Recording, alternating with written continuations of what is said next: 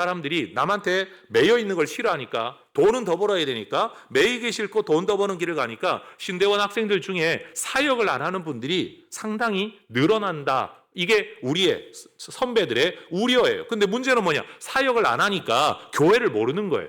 교회에서 뭘 하는지를 모르는 거예요. 옛날에는 대학 몇 학년만 되어도 저처럼 총신대 나온 사람들은 3학년 때 벌써 막 사역하고, 저는 대학 1학년 겨울방학 때부터 전도사, 만 19살 때부터 개척교회 담임 전도사 했던 사람이거든요. 놀라지도 않으시네. 당연하다 이거죠. 예, 전 19살 때부터 한 교회를 책임진 사역을 했던 경험을 지금까지 이렇게 살아오고 있는데, 다시 말해 교회가 뭘 하는 데인지, 뭐가 필요한지, 이런 사역은 어떻게 해야 되는지 여러분 말 그대로 그 바닥에서 굴러 먹으면서 배워가는 게 있는데, 신학교는 다니는데 교회 일을 안 해보니까 머리로는 알지만 이렇게 한다, 다른 사람 하는 말은 들었지만 본인이 해본 적이 없는 거예요. 그래서 지금은 부목사님을 데려다 놔도 옛날 신학생들만큼도 업무 역량과 업무 이해도가 안 되고 떨어지는 경우가 너무 많은 게 저한테는 기도 제목이에요. 한번 부흥회라도 하고 가니까 여러분이 정명호 목사를 위해 혹여라도, 제가 볼 때 혹여라도 기도할 기회가 생기면, 여러분 다음 세대 목회자를 위해 목사님이 뭔가를 하고 싶다고 했는데 하나님 허락하시면 길을 열어주세요, 이런 기도 한 번이라도 해주시기를 부탁드립니다. 여러분 사람은 배워야 되는데 여러분 이걸 배울 기회가 없으면 성장하지를 못하죠. 여러분 이런 꿈은 누가 나한테 준 게 아닙니다. 제가 기도하면서 살아가면서 내가 현장 속에서 너무 답답해가지고 내가 가지게 된, 스스로가 짊어지는 숙제입니다. 모든 교회 목사님들이 이런 꿈을 꾸지 않습니다. 그런데 하나님이 나한테 너는 왜 그따위 꿈을 꾸냐? 말씀하지 않으십니다. 하나님이 말씀하십니다. 네가 원하는 대로 섬겨라, 네가 원하는 대로 다스려라, 원하는 일을 해라, 네 꿈꾸는 대로 해라, 하나님의 영광을 위해 하면 내가 다 도와주겠다. 여러분 하나님은 우리를 그렇게 인도하시는 줄로 믿습니다. 하나님의 뜻을 고민하고 계신 분들이 계시다면 이 단어를 꼭 기억하십시오. 하나님은 네가 원하는 대로 해라라고 자율성을 주시는 분이다. 믿으시면 아멘.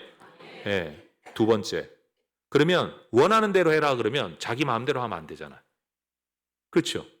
하나님이 그래서 두 번째 주시는 말씀이 11장 38절, 37절에서 자율성, 38절에 당장 뭐라고 말씀하시느냐? 네가 만일 내가 명령한 모든 일에 순종하고 내 길로 행하며 내 눈에 합당한 일을 하며 내 종 다윗 행함같이 내 율례와 명령을 지키면 내가 너와 함께 있어 내가 다윗을 위하여 세운 것 같이 너를 위하여 견고한 집을 세우고 이스라엘을 너에게 주리라. 여기서 집을 세운다는 건 빌딩 하우스 집을 준다는 게 아니라 다이너스티, 왕조. 다윗에게 하나님이 네가 나를 위해 성전을 짓는 게 아니라 내가 너를 위해 집을 지어줄게. 이게 네 후손 대대로 왕이 되어서 유대 땅을 다스리게, 이스라엘을 다스리게 해줄게라는 그 약속을 지금 하나님이 여로보암한테도 주시는 거예요. 얼마나 대단한 약속입니까? 내가 믿음의 길을 걷기만 하면 나만 잘 되는 게 아니라 자자손손 하나님이 왕이 되게 해주시겠다고, 왕조를 세워주시겠다고 지금 약속하고 계신 겁니다. 그런데 그 조건이 뭐냐? 따라 하십시다. 지향성. 다시요. 지향성. 내게 자율성이 있긴 하지만 내 마음대로가 아니라 하나님의 뜻에 따라 하십시다. 내 눈에 합당하게 내 명령을 지키며, 예, 내 눈에 합당하게 내 명령 지키면서 내가 원하는 율례, 말씀의 가이드라인 안에서 살아가기만 한다면, 자율성과 지향성 이 두 가지를 지키며 살아가기만 한다면 내가 너의 집을 세워주고 이 이스라엘 나라를 영원토록 너희 후손들한테 내가 맡겨줄 거야. 어마어마한 약속을 하셨다는 거예요. 그러니 여러분 하나님의 뜻은 어제 했던 설교, 방향, 하나님의 영광, 오로지 하나님께서 주인 되어 하나님 나타내시는 하나님의 존재, 성품, 의지, 능력이 드러나는 내 인생으로 쓰임받기를, 내 삶이, 내 몸이, 내 상황이, 내가 살아가는 모든 시간이 하나님의 영광의 도구가 되기를 꿈꾸며 살아가면 내가 어떤 자율성을 가지고 살더라도 하나님 우리에게 복 주신다라는 겁니다. 여러분 이 말씀을 아멘으로 받으시기를 축복합니다. 그러니 여러분 뭐가 하나님의 뜻이냐라고 구체적으로 물을 때 제가 질문해 볼게요. 하나님이 대답하시던가요? 구체적으로 이럴까요 저럴까요 라고 기도할 때 하나님이 이래라 안 그러면 너 죽는다 이렇게 대답하시던가요? 거의 하시지 않습니다. 우리 하나님께서 정말 하시지 않아요. 왜요? 하나님의 뜻이 뭔가 하면 너 언제까지 내가 시키는 대로만 할래?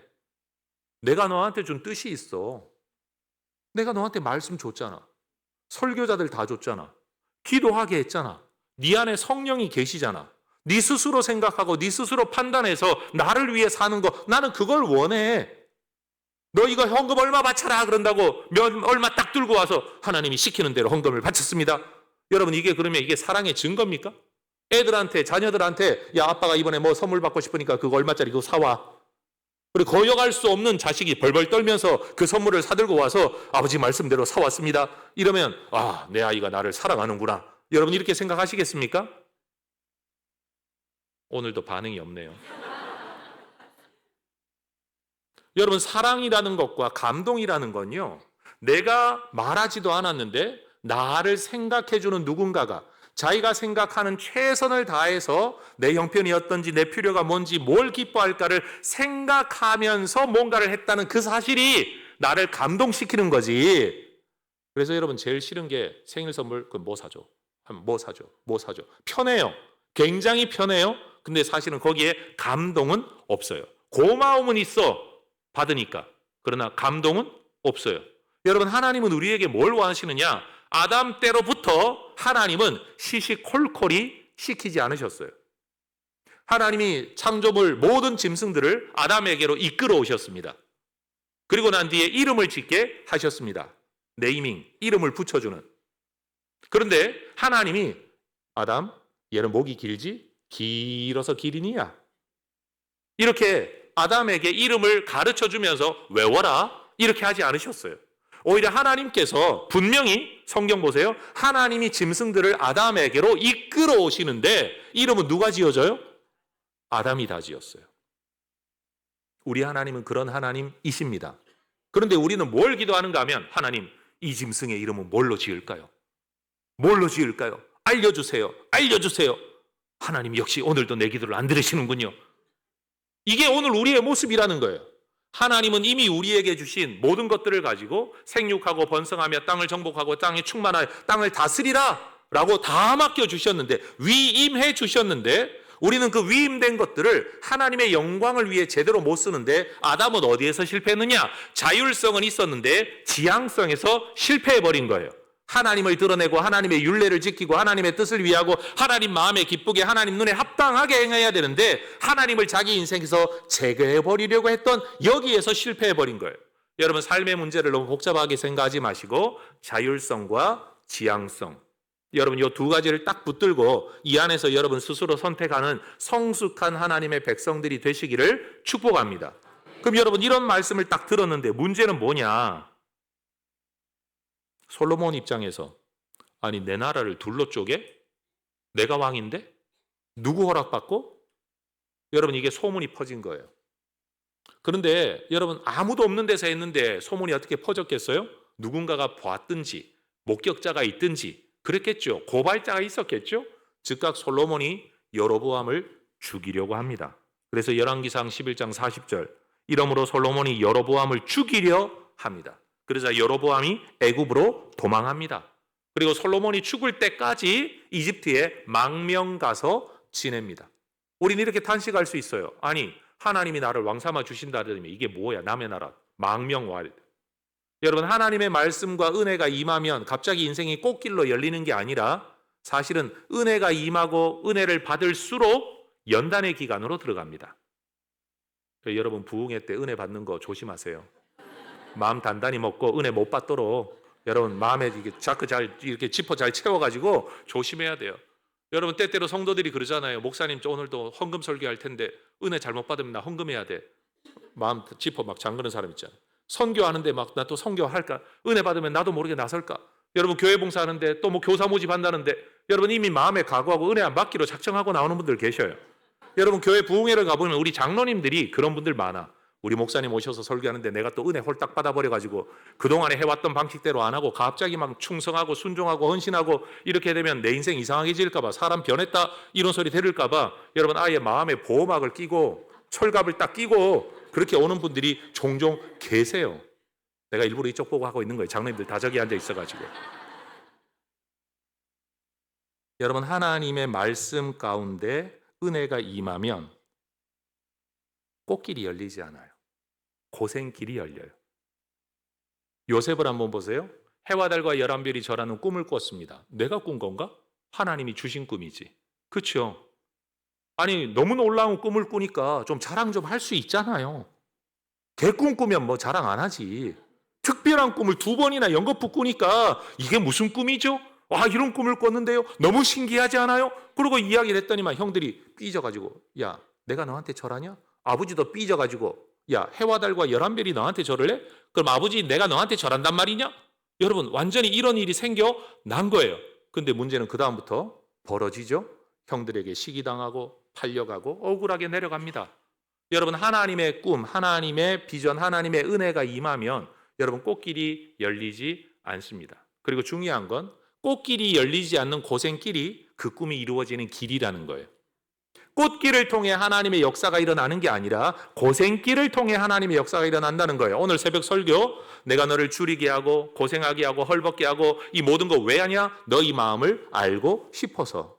그 마음 알려지는 거기에서 하나님의 역사가 일어나게 된다라는 거예요. 평탄할 때 내 마음 알게 되는 게 아니에요. 고생길에서 내 마음이 드러나는 거예요. 그래서 교회가 평안할 때는요, 성도들의 본질이 안 드러나요. 근데 교회가 어려워져 보면 이 사람이 진짜 신앙인인지 가짜인지, 자기를 생각하는 사람인지 교회를 생각하는 사람인지, 자기 중심적인 사람인지 아니면 정말 성도들을 생각하는 사람인지, 하나님을 정말 사랑하는지 자기를 사랑하는지 다 드러나게 되어져 있는 거예요. 거기서 드러나죠. 사람은 그 일이 되어야 알죠. 여러분, 하나님께서 이 지금 여로보암에게 여러분 주셨던 하나님의 은혜를 여러분 솔로몬은 받아들일 수가 없었어요.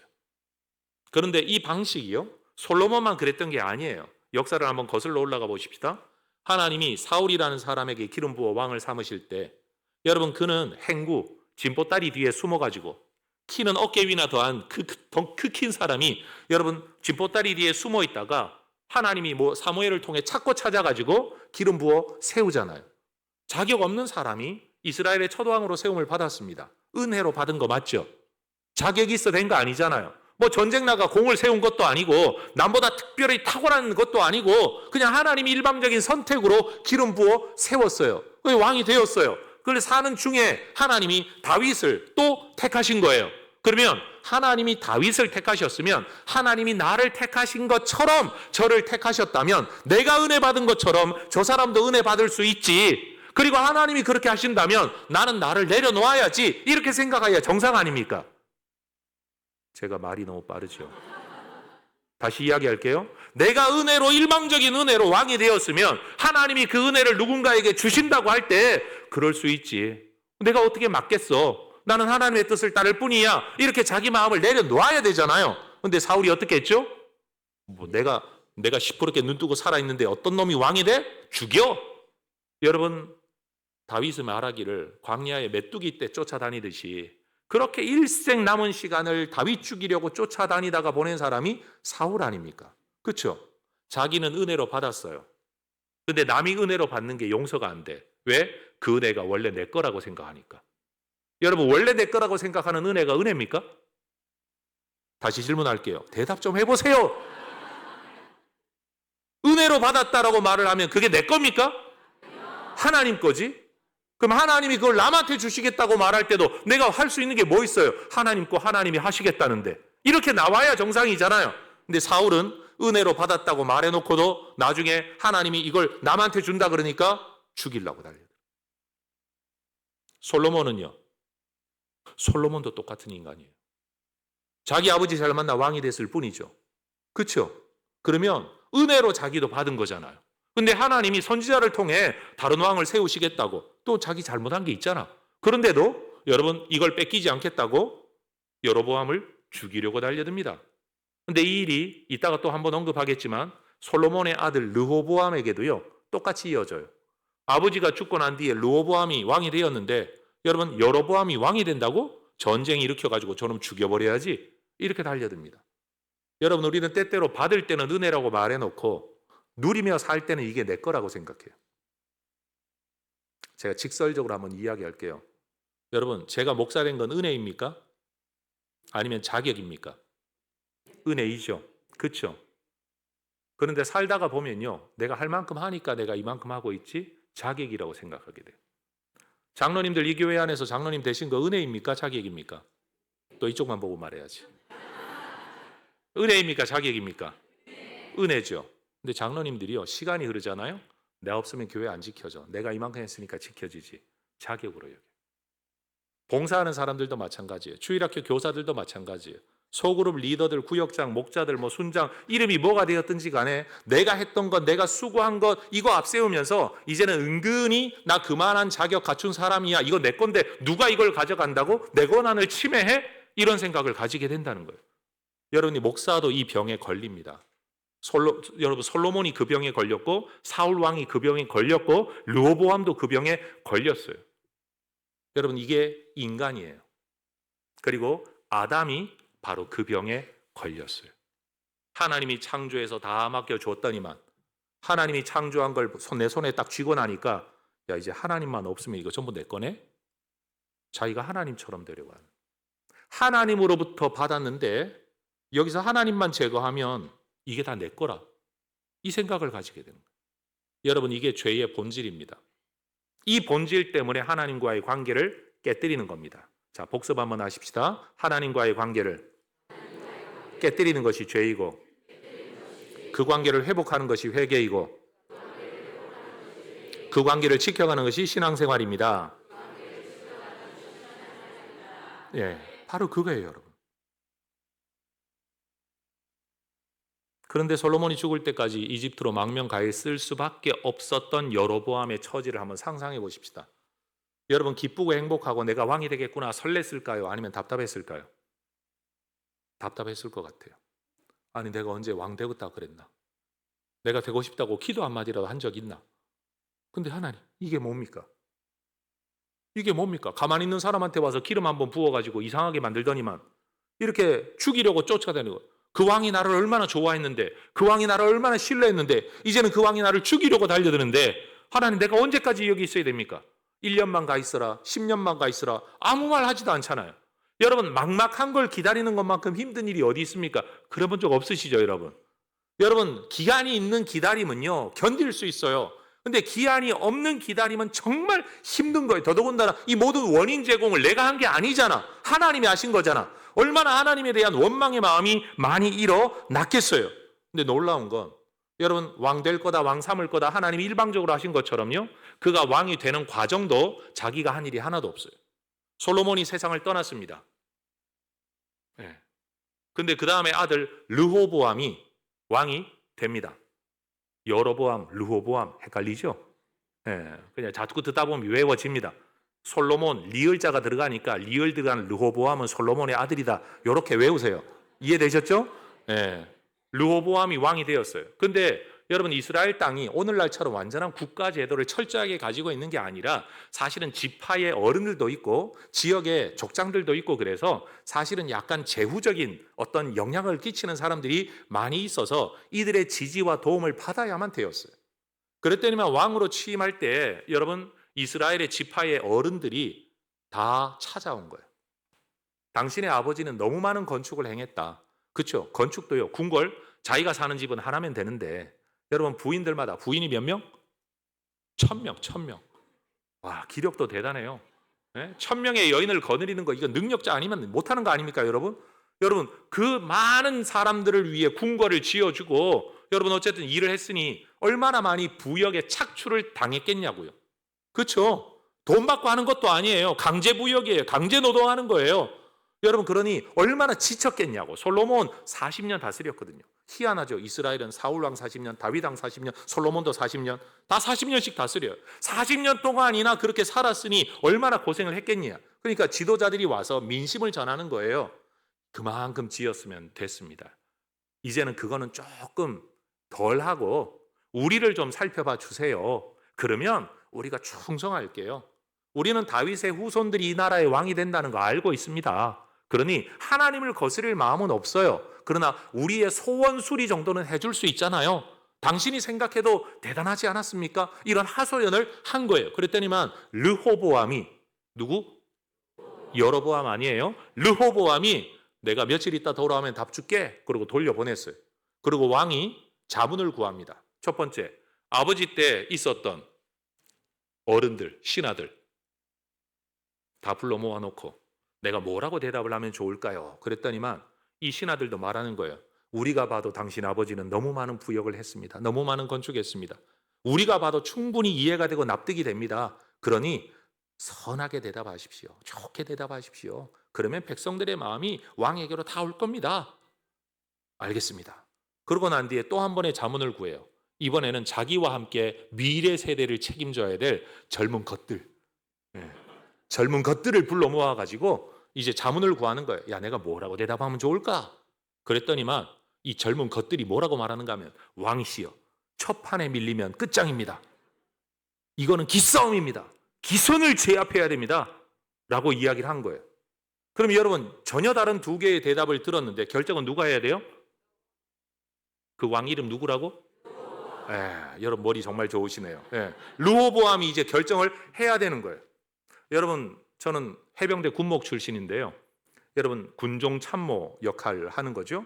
군종 참모는 지휘관에게 종교 활동뿐만 아니라 윤리적인 문제 뭐 이런 것들을 참모로서 조언을 합니다. 근데 군대에 딱 그렇게 나와 있어요. 참모는 조언의 자유가 있고 책임이 있어요.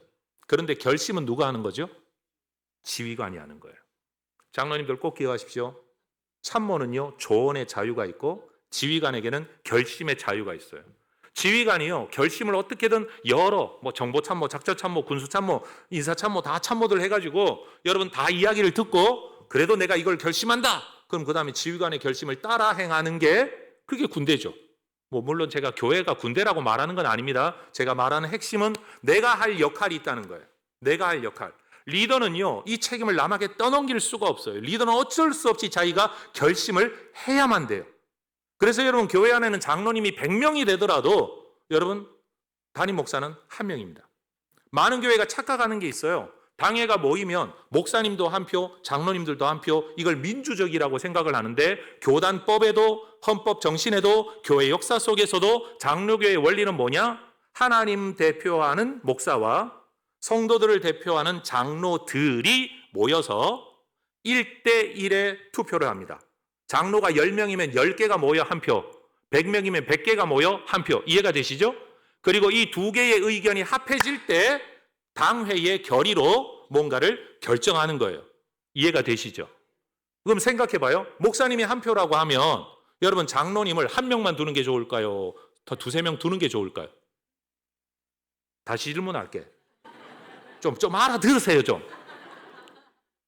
여러분, 당회에서 목사님도 한 표만 가지고 있다고 한다면 뭔가를 결의할 때 목사님 편에서는 장로님이 한 명만 있는 게 좋을까요? 여러 명 있는 게 좋을까요? 한 명만 있는 게 좋지. 왜? 그래야 내 표가 효력이 더 있어지잖아. 장로 한 명이 늘 때마다 나는 n분의 1표밖에 안 된다? 이거는 헌법 정신에도 성경 정신에도 교회 역사 정신에도 맞지 않는 거예요. 많은 교회들이 이걸 이해를 잘 못하고 있더라고요. 여러분, 이게 회의법에서는 어떻게 나타나는가 하면 모든 회중들이 동의할 때 가부를 묻지 않을 권한이 의장에게 있다. 이게 의장이 가지는 권한이에요. 가부를 묻지 않으면 결의 못하는 거예요. 이게 일반 회의법에도 그렇게 나타나요. 의장이 가지고 있는, 의장은 한 사람의 회원과 똑같은 권한을 가진 게 아니라는 것이 국회의장 마찬가지고 하다못해 동네 회의를 가도 마찬가지라는 거예요. 여러분, 이걸 좀 제대로 이해를 하실 수 있으면 김은기 목사님 쓸데없이 투표합시다 그러고 목사 혼자 손 들고 이러면 안 됩니다. 무식한 거예요, 그거는. 장로님들 의견 다 물어보고 거기 나오는 의견 하나를 담임 목사가 동의하면 당의 결의가 되는 거고, 목사가 이걸 동의하지 않고 가부를 묻지 않으면 결의가 안 되고 보류가 되는 거예요. 그게 교회법이고 그게 정치법이고 교단의 법이에요. 근데 어쨌든 여러분, 참모는 조언을 하면 지휘관은 결심을 할 수 있잖아요. 르호보암은 전혀 다른 두 개의 대답 앞에 결심을 해야만 했습니다. 그래서 여러분, 머리는 남한테 못 빌리는 겁니다. 돈도 빌리고 뭐도 빌리고 다 빌릴 수 있어도 머리는 남한테 못 빌리는 겁니다. 왜요? 르호보암이 누구 의견을 따랐을까요? 원로들 아니면 젊은 것들? 젊은 것들의 의견을 따라버리고 말았어요. 그리고 며칠 후에 지도자들이 다 왔는데 이렇게 대답합니다. 내 새끼손가락이 우리 아버지의 허리보다 굵다. 말이 됩니까? 허리하고 이 허리가 몇 인치인데 지금. 여러분, 우리 아버지는 채찍으로 너희를 다스렸지 나는 전갈 채찍으로 너희를 다스릴 거야. 내가 우리 아버지보다 더하면 더하지 덜하지 않을 거야. 한마디로 기죽지 않기 위해, 꿀리지 않기 위해, 기선제압 당하지 않기 위해 젊은 사람의 그걸로 시기로 여러분 엉뚱한 대답을 하는 겁니다.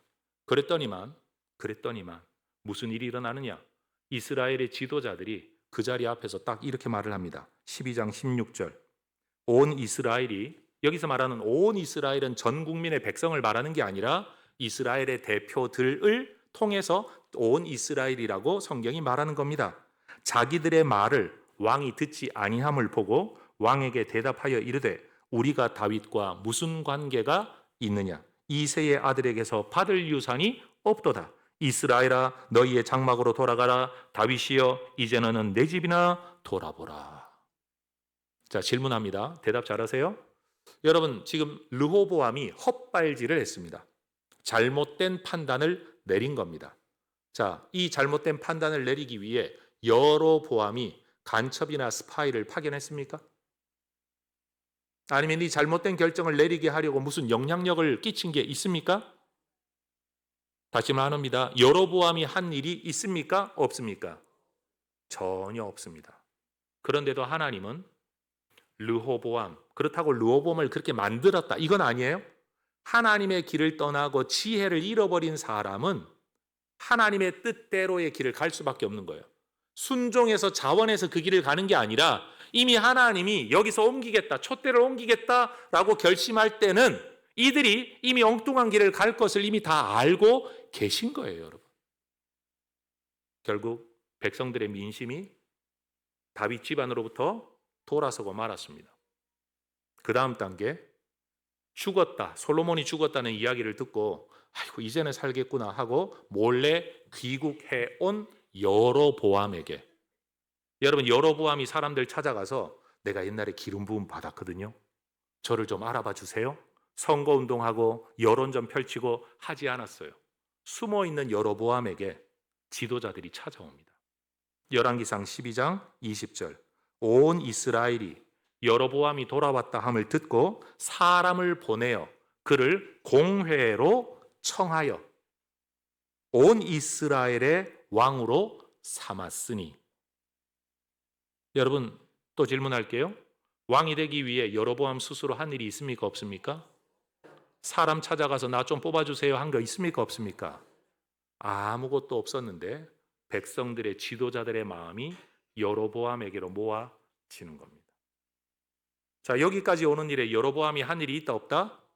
없다. 하나님이 나 기름 부으셨고 그것 때문에 도망가는 고생은 좀 하긴 했지만, 망명하는 고생을 좀 하기는 했지만, 일이 진척되는 모든 과정에 여로보암이 지혜를 짜내거나 전략을 세우거나 계획을 세우거나 사람을 만들거나 참모를 세워가지고 전략 짜서 이 일을 진행한 게 하나도 없다. 하나님이 전적으로 행하고 계셨다. 더더군다나 여러분 그를 불러 왕으로 세웠는데 문제는 르호보암이 가만히 있지 않은 거예요. 왜요?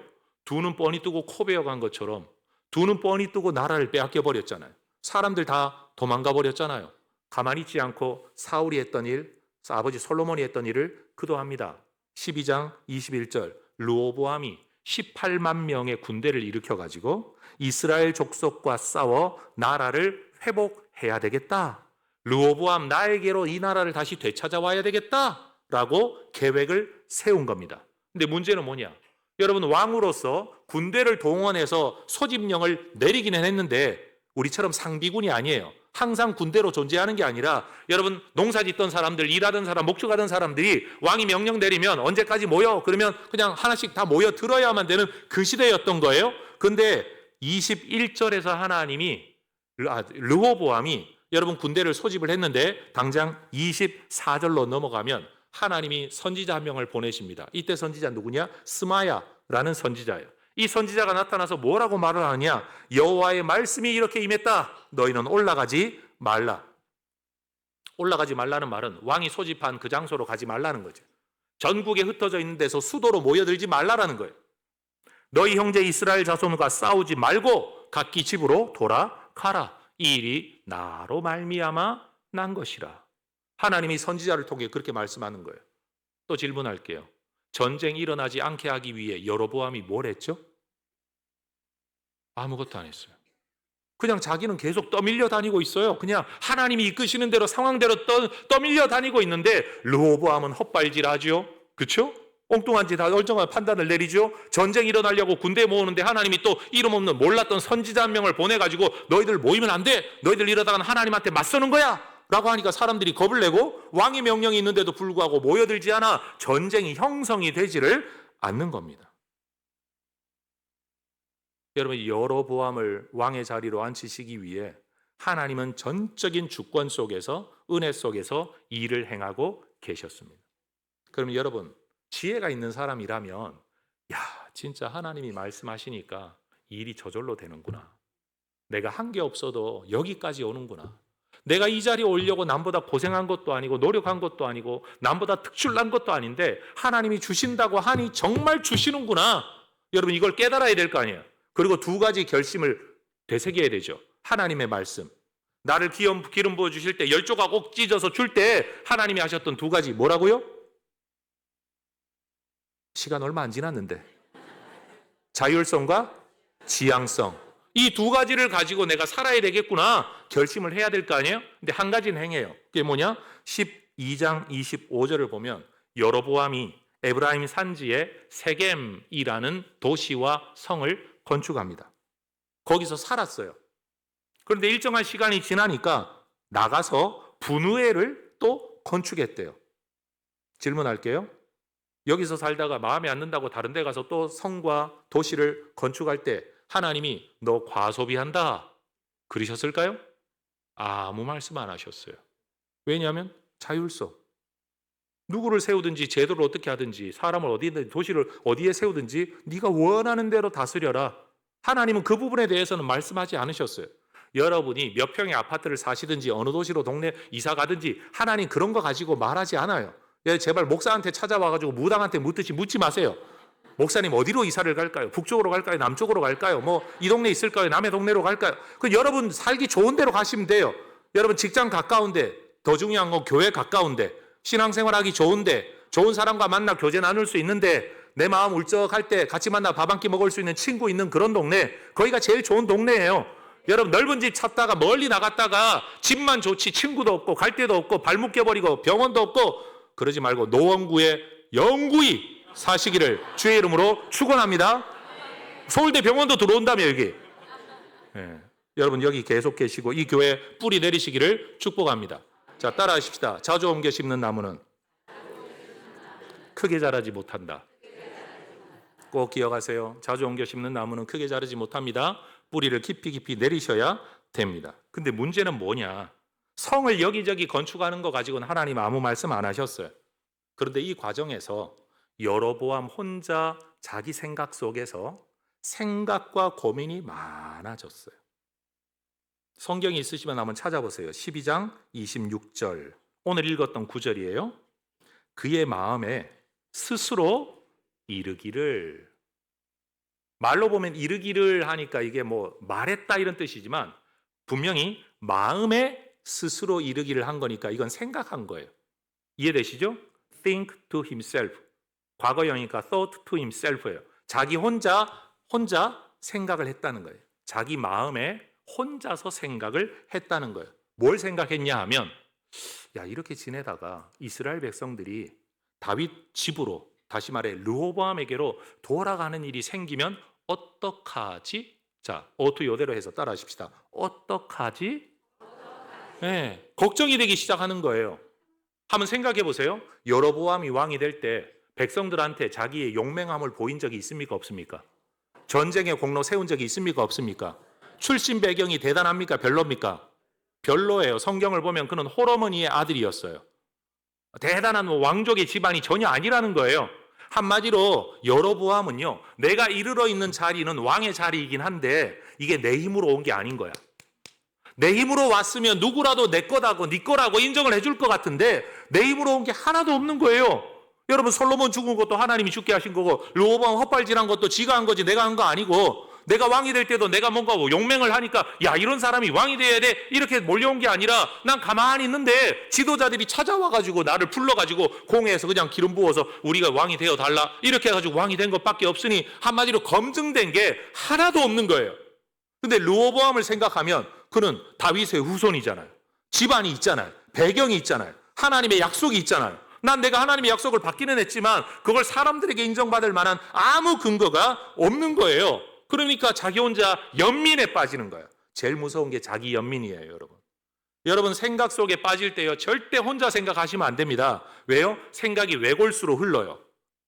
그러다가 죽음에까지 가는 사람들이 얼마나 많아요? 사람한테 털어놓아야 돼. 내가 볼 때는 오늘날 빨래터를 만들어야 돼. 빨래터를 만들어서 일단 조업해야 돼. 두 번째, 떠들어야 돼.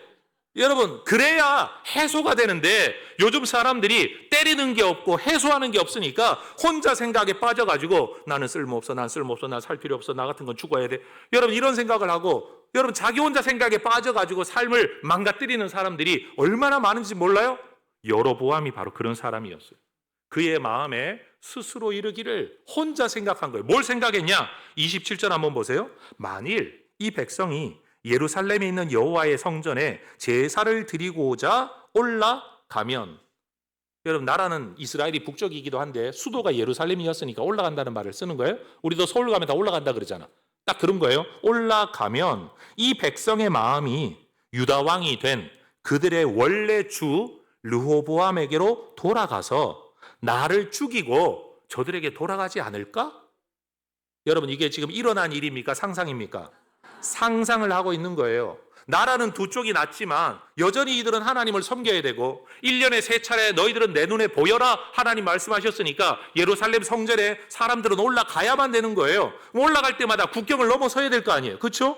그러면 왔다 갔다 하는 사람들끼리 오고 가는 길에 이런 말을 할 수 있잖아요. 야, 우리가 언제부터 두 나라였냐? 원래 한 나라였는데 우리는 계속 이렇게 남유다 예루살렘에 와서 예배를 드려야 되는데, 제사를 드려야 되는데 우리는 왜 우리의 왕은 저기 있고 이제 여기의 왕은 여기 따로 있는데 언제까지 우리가 두 나라 하냐? 이게 너무 번거롭지 않냐? 불편하지 않냐? 뭐 옛날에는 국경도 없었겠지만 여러분 국경에 철책이라도 하나 막아놓고 여권 내세요, 신분증 내세요. 만약 그렇다고, 이거 상상입니다. 성경에 없습니다. 여러분 그렇다고 한다면 드나들 때마다 얼마나 불편을 느낄까? 이럴 바에야 한 사람만 없애버리면 우리 다 편하게 되지 않나? 이런 생각을 하게 되지 않을까? 라고 여로보암이 혼자 생각한 거라고. 자, 이런 일이 일어날 가능성이 전혀 없습니까? 어느 정도 있습니까? 어느 정도는 있어요. 개연성이 있다라고 말을 하죠. 그러면 반대로 그가 왕이 될 가능성은 있었던 일입니까? 없었던 일입니까? 전혀 없었던 일이죠. 가능성이 없었던 일이 일어날 수 있다면 일어날 가능성이 있는 일이 안 일어날 수도 있겠죠. 지금 막 헷갈리시지, 여러분? 생각 잘하세요. 전혀 일어날 가능성이 없던 일, 그가 왕이 되는 일이 하나님의 뜻 안에서 일어났다면, 그렇죠? 자기가 생각할 때 일어날 수 있는 개연성이 있는 일도 하나님의 뜻이 아니라면 안 일어날 수 있다. 그렇게 믿어야지. 근데 여러분 교회를 섬겨보면 모든 분들이 이 개연성에 빠져가지고요, 하나님의 뜻, 하나님의 은혜를 못 누리는 것 같아요.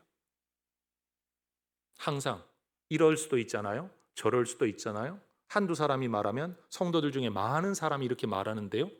제가 우리 교회 와서 제일 힘들었던 게 뭔가 하면 장로님들이 저한테 와서 무슨 이야기를 할 때마다 많은 성도들이 그런다는 거예요. 많은 성도들이. 제가 치를 떨어요. 많은 성도들이. 근데 한두 번은 들었어요. 정말 그런가 보다. 내가 모르니까. 근데 가만 살아보니까 이게 많은 성도들이 아니야. 자기 생각이야. 자기 생각이라고 말할 용기가 없으니까 다른 사람 핑계 대는 거예요. 그래서 제가 지혜가 생겼어요. 장로님, 잘 알겠습니다. 제가 그러면 그분들의 의견을 좀 듣고 싶습니다. 다음에는 그분들 다 모시고 오셔서 직접 그분들이 나한테 이야기를 하게 주십시오 라고 이야기를 했더니만 모시고 왔을까요? 안 왔을까요? 단 한 번도 20년 지나는 동안에 단 한 번도 누구랑 같이 와서 이야기한 적 없습니다. 결국 자기 생각인 거예요. 사람들이 비겁해요. 그냥 제 생각은 이런 겁니다. 난 이게 걱정이 됩니다. 이러면 되는데 내 말을 합리화하기 위해 지나가는 사람 다 불러보세요. 물어보세요. 다 나처럼 이야기하지. 한 번도 안 물어본 사람이에요. 그 사람은. 여러분 지금 여로보암이 자기 생각에 빠져가지고 자기 연민에 빠져가지고 불안해하기 시작한 거예요. 여러분 그러면 나를 죽이고 남유다 르호보암에게로 돌아가는 일이 만약 생긴다고 한다면 그게 하나님의 뜻일까요? 아닐까요? 다시 질문할게요. 네, 대답 잘하셔요. 네. 실제로 만약에 나는 원치도 않았는데 진짜 백성들이 그렇게 되어서 나를 죽이고 남유다로 다 마음이 돌아가는 일이 일어나 버렸다라고 한다면 이거 하나님의 허락하심이 있는 일일까요? 없는 일일까요? 있는 일이겠죠. 있는 일이에요. 일어나는 모든 일에 하나님의 허락하심이 없이는 일어나는 일이 없어요. 그러면 만약 그렇게 된다면 내가 막을 수 있어요? 없어요? 못 막죠. 일어나는 일을 내가 어떻게 막아요? 일어나지 않기를 기도할 수는 있어요. 일어나지 않도록 노력할 수도 있어요. 그런데 일어나는 일을 내가 막을 수 있나요? 못 막아요. 그러면 여로보암에게는 뭐가 필요하냐 하면 그래, 내가 이게 걱정이 되기는 하지만 이럴 개연성도 있긴 하지만 하나님, 나는 하나님 약속 하나 붙들고 자율성과 지향성 붙들고 나는 그저 내 할 일 열심히 하겠습니다. 내가 사람들 마음을 어떻게 움직입니까? 그들이 돌아서는 걸 내가 어떻게 쫓아다니면서 말린다고 그게 되겠습니까? 나는 하나님께 다 맡깁니다. 하나님께 맡깁니다. 나를 죽이는 것도 하나님이고 살리는 것도 하나님이고 이 자리 불러오신 것도 하나님이시면 이 자리에서 내리는 것도 하나님이실 테니까 나는 내 인생 하나님께 겁니다. 그냥 하나님, 나는 그저 기도하겠습니다. 난 내 할 일 하겠습니다. 이렇게 살아야 이게 믿음이에요. 이게 하나님을 신뢰하는 거예요. 그런데 여로보암은요, 일어날 수 있는 염려를 미연에 막고 차단하고자 그 다음 일을 합니다. 그 일이 뭐냐? 따라하십시다. 이에 계획하고. 28절이에요. 이에 계획하고. 왜 이에냐? 앞에 염려가 쌓여왔어. 염려가 누적되어 와. 사라지질 않아. 이걸 믿음으로 극복을 못하니까 염려에 치여버린 거예요. 이 염려를 자유롭게 넘어서고자 나름대로 머리를 쓰기 시작한 거예요. 이게 take counsel, 협의했다는 거예요. 혼자 계획한 게 아니라 전략가들을 불러 모아가지고 참모들 불러 모아가지고 야, 이런 일이 생기면 안 되지 않냐? 어떻게 하면 이 일을 극복할 수 있을까? 협의를 한 뒤에 뭔가를 행하기 시작했어요. 그게 뭐냐? 두 금송아지를 만들어. 그리고 북쪽에 하나 남쪽에 하나 갖다 세워요. 그리고 31절 산당들을 지어요. 산당, 한마디로 제사 지내는 장소예요. 그리고는 사람들한테 야, 딴 데 가서 제사할 필요 없어. 멀리 남유다 예루살렘까지 갈 필요 없어. 여기서 제사 지내도 돼. 야, 이 금송아지 있지? 이게 우리를 이집트에서 이끌어낸 하나님이야. 근데 여러분 이거 아마 역사적 고증을 했을 것 같아요. 금송아지 언제 만들었었죠? 아론의 금송아지. 그럼 아론은 왜 금송아지를 만들었을까? 물론 모세가 없어서 그렇긴 했는데 400년이 넘게 이집트에서 살았던 그들이 하나님과 신에 대한 개념이 여러분 이집트에서 형성이 된 거예요. 그러니까 이집트가 섬기는 신이 신인 줄 인식하게 된 거예요. 그러니까 여러분, 야, 이집트에서 이런 거 있었잖아. 이게 하나님이야. 그러니까 우리를 홍해 바다 건너 꺼내 부른 하나님이라고 말을 하면서도 그 하나님의 형상을 눈에 보이게 만드는 게 금송아지를 만들어 놓은 거예요. 여로보암도요, 이집트로 망명 갔었잖아. 이집트로 망명 갔었잖아. 봤을 거 아니에요. 그리고 역사적으로도 아론도 그때 만든 적이 있잖아. 역사적 고증이 2차례로 다 검증이 된 거야. 그러놓고 떳떳하게 말하는 거예요. 이게 우리의 하나님이다. 그러고는 베델과 단, 북쪽 남쪽 끝에 송아지 딱 갖다 세워놓고 그 다음 보통 백성으로 제사장을 삼고. 왜? 진짜 제사장 어디 있어요? 예루살렘에 다 있어. 데리고 올 수 없어. 스카웃이 안 돼 이건. 그러니까 여러분, 원하는 사람이 있으면 제사장을 삼는데 제사장을 누가 시켜요? 자기가 임명하면 돼. 원래 제사장은 레위 후손이어야만 되는데 족보여야만 되는데 여기는 그걸 따질 수 없으니까 내가 임명하면 되는 거예요. 그리고 33절에 이런 표현 나와요. 따라하십시다. 자기 마음대로 정한 달. 성경을 읽으면 성경이 얼마나 재밌나 라는 생각이 딱 드는 거예요. 그의 마음에 스스로 염려해서 이르기를, 그 다음 이에 계획하고, 그 다음 자기 마음대로 정한. 여러분, 점층법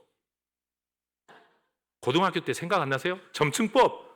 여러분, 뭔가 진전되어지는 발걸음이 보이잖아요. 믿음의 길을 가는 사람의 걸음이 아니라 믿음을 떠나는 사람의 걸음이 이렇게 가는구나라는 걸 보는 거예요.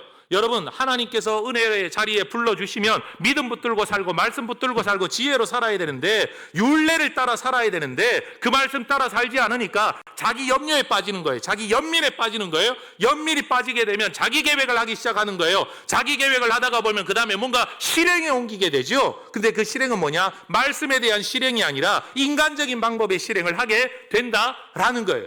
그 자기 마음대로 정한 달이 언제냐? 8월 15일이야. 추석 아닙니다. 그냥 8월 15일이에요. 근데 왜 그때 절기를 정했냐? 그때 남유다로 사람들이 제사 드리러 가는 때니까 똑같을 때 절기를 만들어 버려가지고 사람들 남쪽으로 못 가게 하려고. 왜냐하면 이 일을 계획한 자체가 사람들이 남쪽 드나들다가 마음 뜰까봐 이걸 원천적으로 가로막기 위해 만든 거니까, 여러분, 형상 만들고 제사장 갖다 세우고 예배하는 장소 만들고 이제는 절기도 가짜로 만들어가지고 아무런 하나님의 역사에 대한 의미가 없는 절기를 만들어 놓고 거기에다가 제사를 지내라고 사람들을 붙들어 두는 거예요. 심지어 그 제사를 지낼 때요, 제사장들끼리, 백성들끼리만 제사하지 않고 자기가 직접 집례합니다. 왜요? 북한의 김정은도 그러잖아요. 자기가 딱 나서야 여러분 뭔가 집중되어지고 사람들의 마음이 모이고 이러니까 왕이 직접 나서야 사람들이 이 종교에 대해서 뭔가 더 집중하게 될 거라고 생각을 하고, 심지어 분향합니다. 향을 불태우는 게 분향이잖아. 태울 분자잖아. 여러분, 근데 향을 불태우는 건 원래 제사장이 할 일이잖아요. 모세 율법에 의하면 제사장만 해야 돼요. 근데 자기가 합니다. 왜요? 사실은 이 제사장 다 가짜거든. 이 제사장들 전부 다 내가 세운 건데, 내가 임명한 것들이 하는데 내가 못한다고? 말이 안 되지. 여러분, 이게 그래서 쇼맨십을 펼치는 거예요. 올라서서 자기가 분향을 하는 거예요. 13장까지도 연결해 보면 그 일이 계속 반복됩니다. 누구든지 자원하면 그 사람을 산당의 제사장으로 삼았다. 이 일들이 지속되어져 가는 겁니다. 자, 따라하십시다. 그의 마음에 스스로 이르기를 이에 계획하고 자기 마음대로 정한. 하이라이트 해두세요. 성경에다가 밑줄 쳐두세요. 여러분, 그게 믿음을 떠나는 사람들이 걸어가는 단계예요. 그런데 여기에 한 사건이 벌어져요. 13장으로 딱 들어서자 여러분, 여로보암이 제단 위에 올라서서 향을 불태우고 있었습니다. 자기가 또 사람들의 마음을 모아 남쪽으로 넘어가지 않도록 하기 위해 그냥 정치적인 집권력을 강화하기 위해 종교를 이용해서 뭔가 쇼를 하고 있는 거예요. 그런데 하나님이 남쪽에서 선지자 하나를 보내십니다. 그러고는 예언하게 하십니다.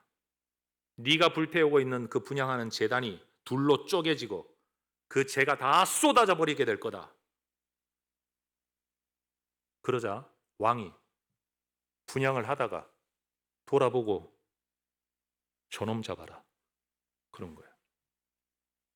여러분, 잘못이 처음에는 재발절이지만 나중에는 담대해집니다. 바늘도둑이 소도둑 되는 거예요.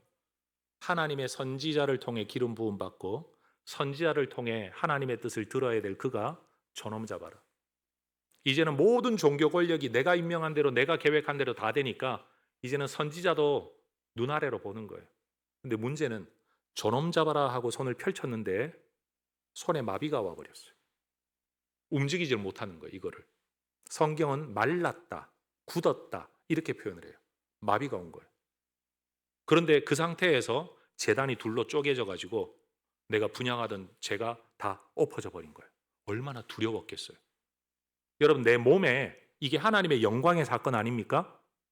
안 믿어지세요, 여러분? 이게 하나님이 네가 지금 잘못하고 있다는 것을 보여주시기 위해 선지자의 선고, 선지자에 대한 손가락질을 했을 때 그에게 마비, 네 마음대로, 네 손 네 마음대로 움직이는 것 같지? 너에게 준 권력, 네 거라고 네 마음대로 움직이는 것 같지? 근데 그거 원래 네 거 아니거든? 이걸 알려주시기 위해 네 손 네 마음대로 움직이던 손도 네 마음대로 못 움직이는 상태를 하나님이 만들어 버리신 거죠.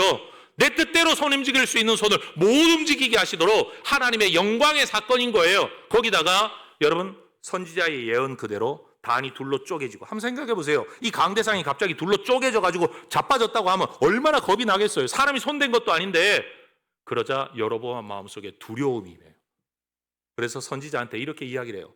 당신의 하나님께 은혜를 구하여 내 손이 성하게 해달라. 당신의 하나님께 은혜를 구하여. 벼룩이도 낯짝이 있어야지. 그런데 선지자가 하나님께 은혜를 구하니 그 손이 성하여 원래대로 돌아왔대요. 여러분, 이 사건을 통해 하나님은 무엇을 말씀하고 싶으실까요? 너를 낮추시며 너를 줄이게 하시며 너를 고생 가운데 있게 하신 것, 너의 마음이 어떠한지, 내 말을 듣는지 안 듣는지 알려 하심이라. 그리고 너에게 하늘의 만나를 먹이신 것, 너희가 말씀으로 사는 줄 알게 하려 하심이라. 여러분, 그게 우리 인생의 목적이라 그랬잖아요. 하나님의 일하심의 목적이라고. 그럼 지금 여로보암의 이 사건을 통해서 하나님이 원하시는 게 뭘까요? 그가 하나님의 뜻에 벗어나 있다는 사실을 그가 알게 되기를 원하셨죠. 그리고 하나님은 이미 이 모든 과정 속에서 그가 어긋났다는 것을 알고 계셨어요. 알고 계셨기 때문에 이 길 계속 가면 죽는다라고 증거를 보여주신 거예요. 늘 멀쩡하게 쓰던 네 손도 네 마음대로 안 된다는 걸 하나님이 보여주신 거라고. 여러분, 제 인생에 처음 집회 강사가 된 게 대학 3학년 때였습니다. 연합수련회 설교를 부탁을 했는데 지금 생각하면 내가 설교를 잘해서 부른 게 아니고 망할 수밖에 없는 집회에 나를 희생양 삼으려고 부른 것 같아요. 왜 망할 수밖에 없는 집회냐? 일단 구성원이 초등학교 1학년부터 청년부까지가 모이는 연합수련회였어요. 말도 안 되지. 여러분, 코웃음이 나오죠? 1학년부터 청년부까지. 두 번째, 수련회 장소가 예배당이 아니야. 군대 훈련장에다가 군대 야전 천막 쳐놓고 수련회를 하는 거예요. 여러분, 거기서 뭐 수련회를 하면 뭐 얼마나 은혜를 받겠어요. 바닥은 맨바닥인데. 거적대기 그냥 진짜 깔아놓고 수련회를 하는 건데. 여러분, 뭐 오디오나 조명이나 뭐가 있겠어요. 그냥 백열등 진짜 알전구 갖다 놓고 수련회를 하는 거예요.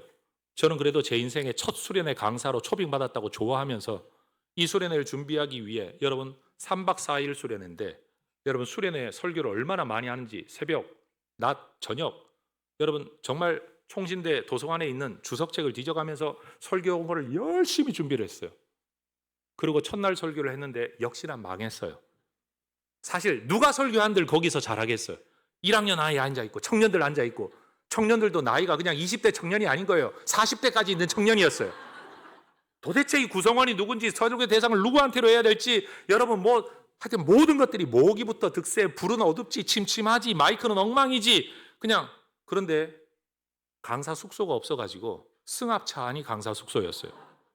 야영장이니까, 진짜 뭐 요즘 같은 야영장이 아니니까. 여러분들, 문제는 그 승합차 안에 들어와서 죽 썼다, 망했다. 그 다음날 새벽 설교 원고를 보려고 가방을 뒤지는데 여러분 남아있는 원고가 없는 거예요. 이제 첫 설교 끝냈는데 남아있는 한 6, 7개의 원고가 남아있어야 되는데 원고가 싹 없는 거예요. 나머지는 다 있는데, 아니 차는 분명히 내가 잠궜고 차키 내가 가지고 있는데 원고가 왜 없지? 진짜 이럴 때 그런 말 있잖아요. 목사 입에서 나오면 안 되지만 귀신이 고칼 노릇. 딱 그 표현이 맞는. 이거 도대체 이게 어떻게 된 거냐 도대체. 그래서 여러분 저는 그날 밤잠을 잘 수가 없었어요. 왜냐하면 설교 원고를 새로 써야 되니까. 뭘 쓰겠어요. 타이핑도 안 돼. 컴퓨터도 없으니까 A4 용지 종이 몇 개 가져다 놓고 볼펜 하나 들고 성경책 하나 딸랑 펼쳐놓고, 주석이 없죠.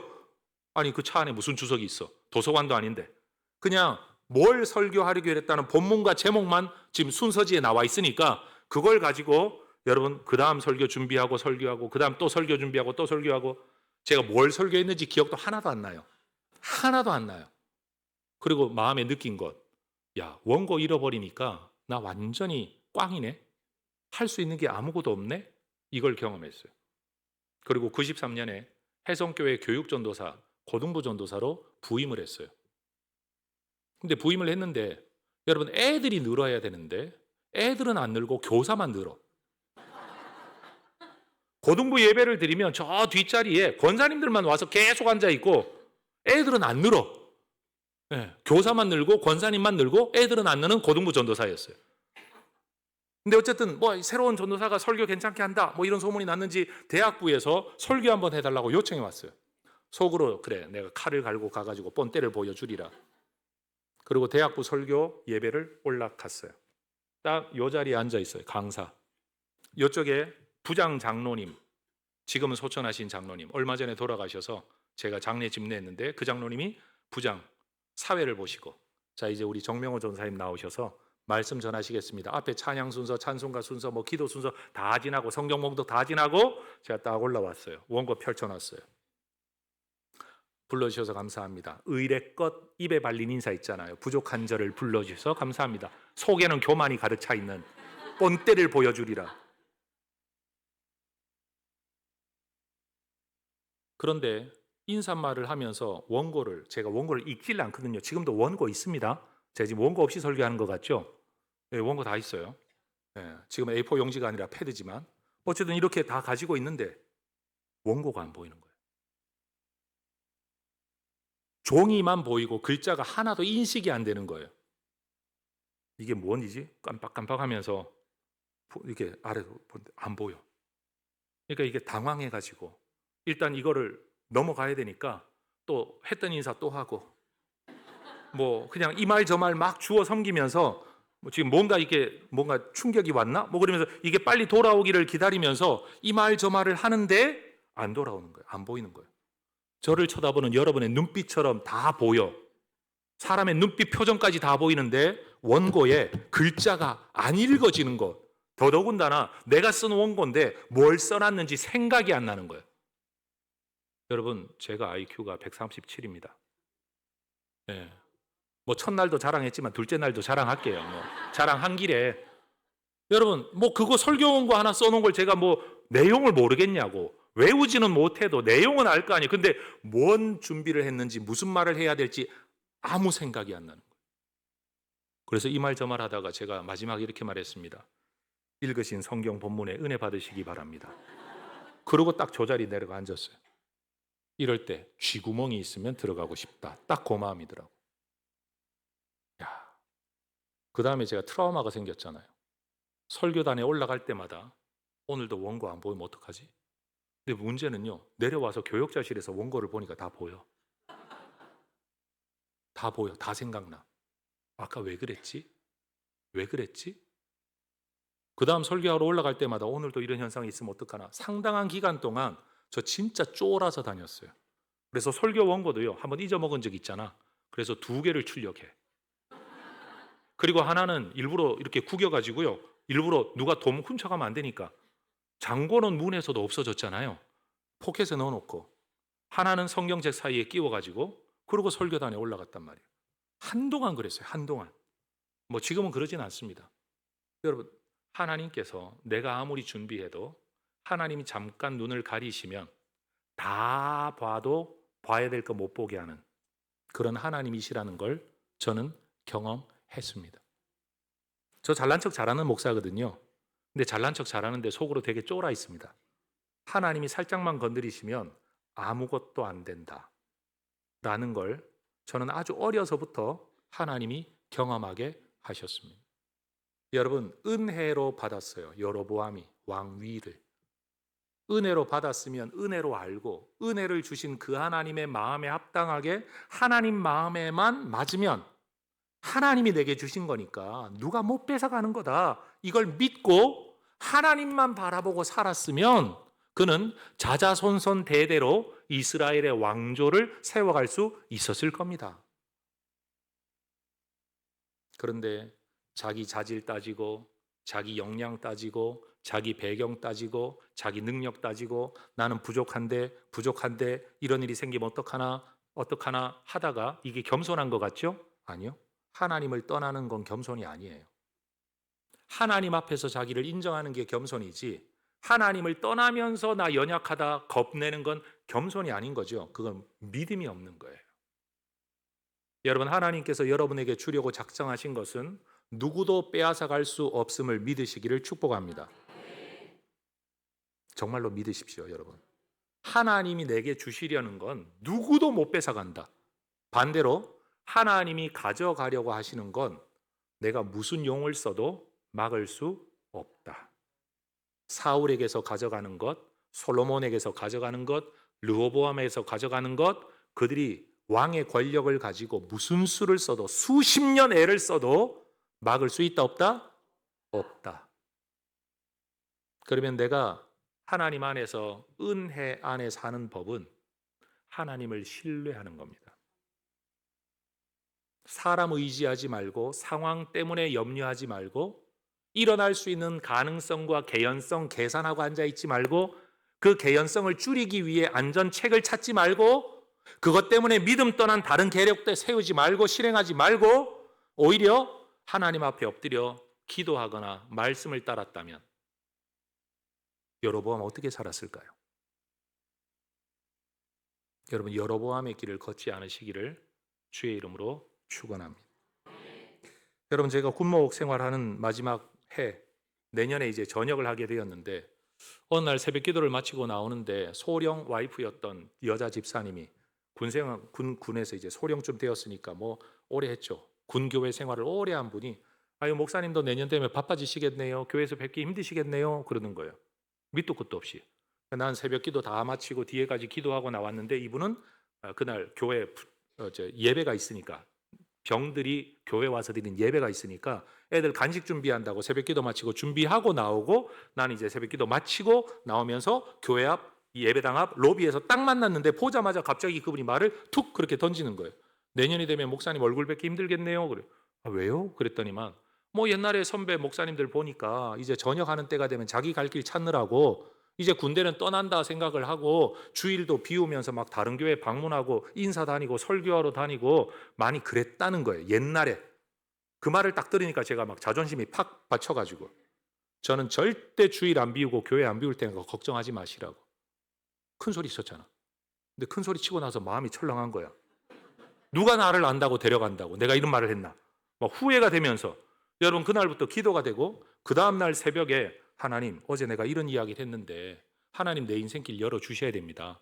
나는 진짜 내가 길 찾으러 다니지 않을 겁니다. 선배 찾아다니지 않을 겁니다. 나 이제 전역합니다. 갈 자리 알아봐 주세요. 이런 말 안 할 겁니다. 하나님 내 길 열어주십시오. 그 다음 새벽에 또 새벽 기도를 했는데 새벽 기도 마치고 집무실에 있는데 오전 10시쯤에 전화가 왔어요. 갑자기 외부 전화로 전화가 왔어요. 정명호 목사님이십니까? 예 그렇습니다. 그랬더니만 이분이 갑자기 혹시 조기 전역에 대해서 좀 여쭙고 싶은데 그러는 거예요. 제가 해병대 교육훈련단 근무를 했었던 사람이라서 때때로는 아이들을 그냥 좀 빨리 어떻게 빼내고 싶은 너무 부적응한 애들은 좀 소위 말해 의가사 전역 뭐 이런 거를 길을 찾기 위해 이렇게 묻는가 싶어가지고 아니 뭐 군생활 얼마 길지도 않은데 웬만큼 하게 하시죠. 문제가 있어서 그렇습니다. 그러면 뭐 이런 조건을 맞추면 군대에서도 아마 진지하게 고려할 겁니다 하고 남의 이야기하듯이 계속 하면 저쪽에서 아니요 목사님 저는 지금 사병 이야기하고 있는 게 아니고 목사님 이야기하고 있는 겁니다. 제가 왜 조기 전역을 합니까? 제가 그랬어요 그냥. 아니 나는 기껏해야 뭐 기본은 단기 복무하는 장교일 뿐인데 이 기간 열심히 나라 섬겨야지 제가 왜 조기 전역합니까? 그랬더니만 이분이 목사님은 저희들을 모르시지만 저는 목사님을 잘 압니다. 지금 우리 목사님이 은퇴를 앞두고 있는데 목사님이 올 연말에 그때가 가을이라 그랬잖아요.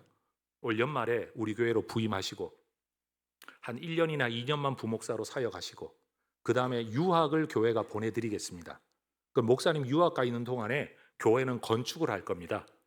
나는 모르는데 자기들끼리 계획을 다 세워놨어요.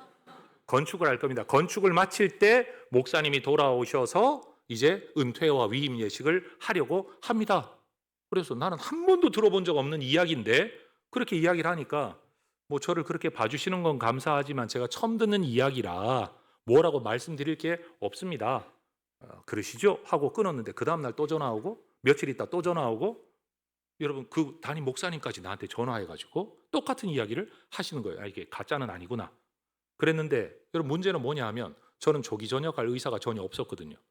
기본적인 책임은 다 하는 게 맞지 그 다음 길을 잘 가기 위해 기본적인 책임을 다하지 않는 건 제 성향에 안 맞는 일이라 제가 좀 미적지근하게 됐어요.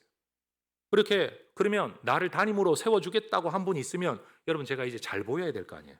근데 내가 전화 한 통도 안 했네. 잘 보이려고 아무것도 안 했네.